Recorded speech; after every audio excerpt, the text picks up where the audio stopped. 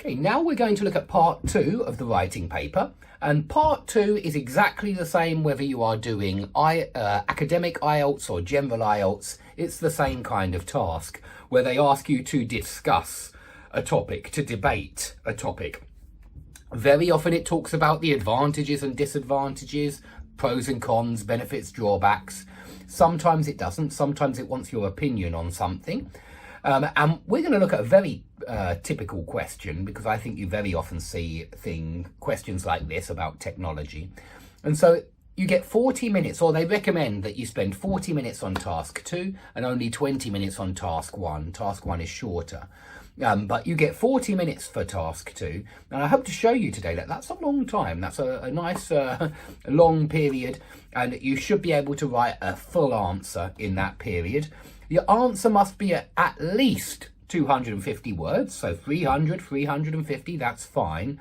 And you must answer this question. So the question is, some children spend hours every day on their smartphones. Why is this the case? Do you think this is a positive or a negative development? So there are 2 questions there, yeah? That's why we've got 2 question marks. And you must answer both questions. I'm going to do exactly that, and I'm going to please remember as well that you get marks for your structure.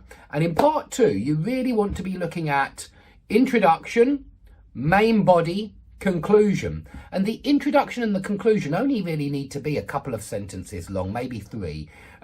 It's up to you, but the introduction should rephrase the question, and that's precisely what I shall do in a few seconds, rephrase that question.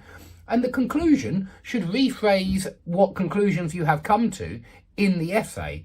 Okay, and so you are rephrasing in introduction and conclusion. You might go into more detail in the conclusion about some earlier arguments that you made. You might go into more detail, or you might speculate. But generally speaking, you are rephrasing. So for the start of this essay, I'm going to start in the following way. In the modern world, yeah? Sorry, I need to fix that, yeah, that's better. In the modern world,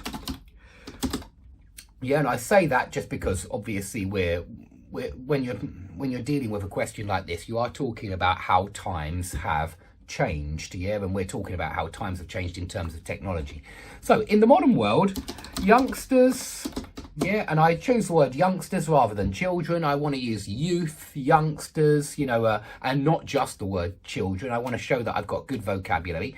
So youngsters tend to devote